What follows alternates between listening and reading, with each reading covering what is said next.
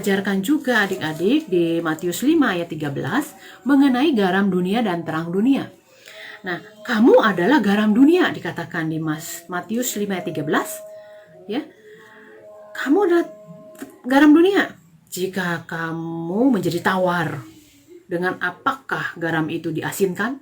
Tidak ada lagi guna selain dibuang dan diinjak orang. Kamu adalah terang dunia. Kota yang terletak di atas gunung tidak mungkin tersembunyi.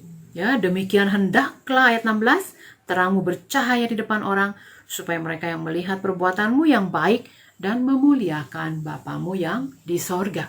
Nah, maksudnya apa? Kamu adalah garam dunia. Adik-adik dan saya adalah garam. Garam yang apa nih, Dik? Fungsi garam apa nih, Dik? Memberi rasa. Kedua, mengawetkan. Adik-adik tahu ikan asin? Nah, ikan-ikan itu tidak semua fresh. Ada yang ikan-ikan juga diawetkan. Kalau tidak, semua rusak. Ya.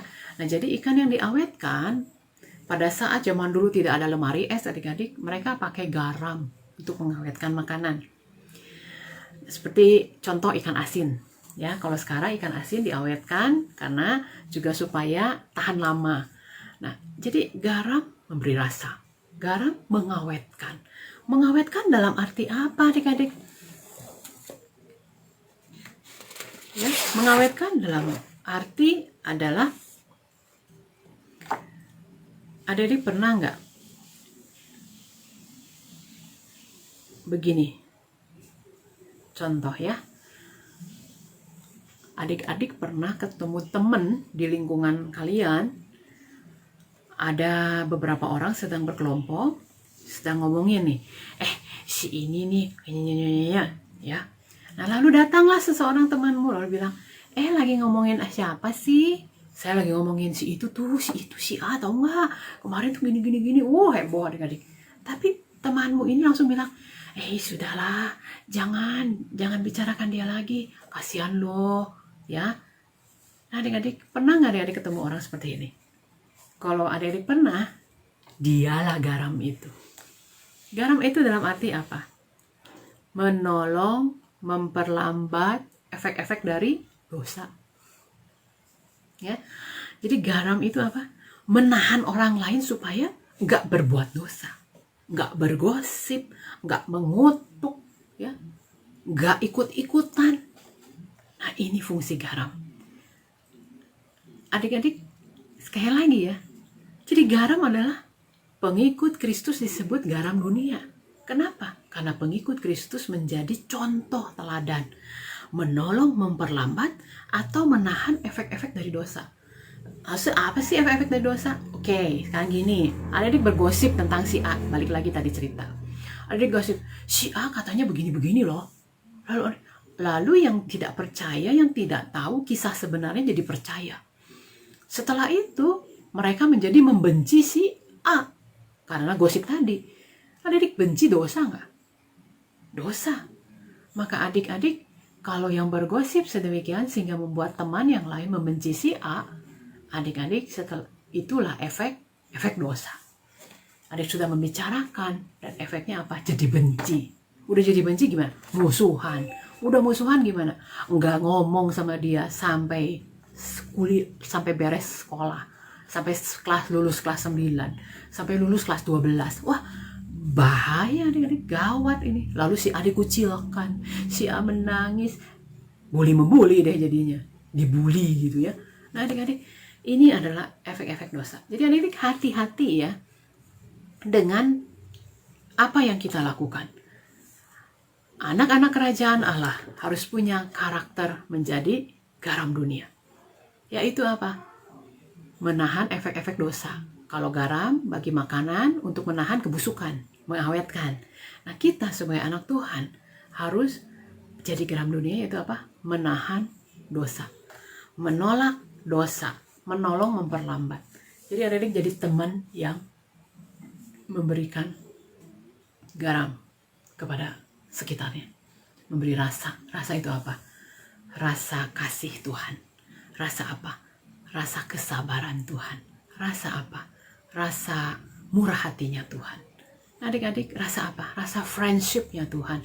Mengasihi tetapi membimbing, bukan mengasihi lalu menjerumuskan, tetapi mengasihi dan membimbing dia supaya tidak jatuh ke dalam dosa.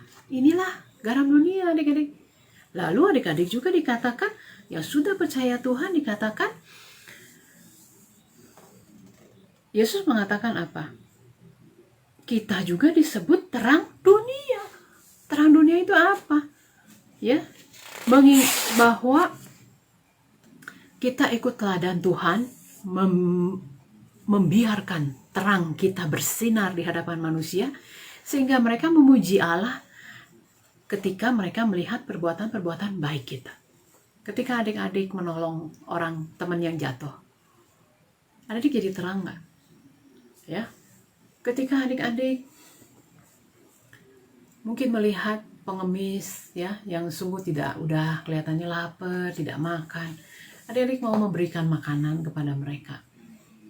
Ini adalah terang dunia. Tidak hanya kepada orang yang seiman, yaitu orang-orang Kristen juga, tetapi orang-orang yang di luar kekristenan pun adik-adik bisa melakukan ini, karena ini menandakan terang dunia. Ya, lalu kita lihat lagi adik-adik. Yesus mengajarkan kepada murid-muridnya bagaimana sebagai warga kerajaan menyatakan iman mereka. Ya, selain Yesus menjadi teladan yang sempurna, Yesus datang itu bukan untuk tidak taat hukum Taurat, tetapi Yesus datang untuk menggenapi hukum Taurat. Ya, kita lihat di Matius 5 ayat 17 sampai 20. Di sini temanya mengenai Yesus dan hukum Taurat. Ya. Kita lihat di sini. Apa yang Yesus maksudkan dengan hukum Taurat dan kitab para nabi? Hukum Taurat dan kitab para nabi adalah, saya baca ya, ayat 18. Oke, dari 17 aja ya. Janganlah kamu menyangka bahwa aku datang untuk meniadakan hukum Taurat atau kitab para nabi. Aku datang bukan untuk meniadakannya, melainkan untuk menggenapinya.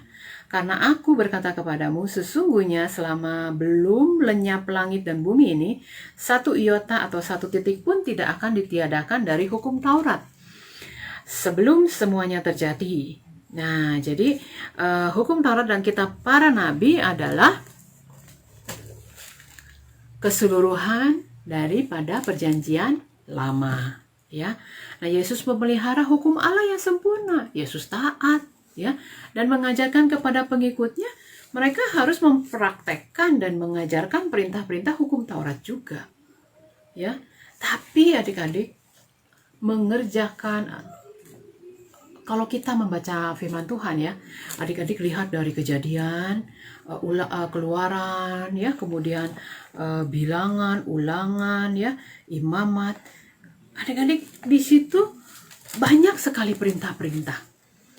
Seperti korban, ya, kalau berdosa mempersembahkan korban. Adik-adik, kalau hukum Taurat itu diterapkan saat ini, sanggup nggak kita? Oh, kita nggak akan sanggup adik-adik. Karena kalau salah satu, 10 hukum Taurat aja adik-adik tahu. Contoh ya, jangan menyembah Allah lain selain Tuhan. Lalu ada lagi, hormatilah ayahmu dan ibumu. Adik-adik bisa nggak menghormati ayah ibumu dari pagi sampai malam? Nggak bercacat, nggak bercela. Susah ya adik-adik. Kadang-kadang ketika ditegur mama atau papa, adik-adik langsung, ya kan? Apakah itu sudah menghormati? Tidak juga adik-adik. Maka pasti ada nggak bisanya. Lalu jangan membunuh, jangan mencuri, jangan mengucapkan saksi dusta. Wah adik-adik, jangan mengingini barang sesamamu.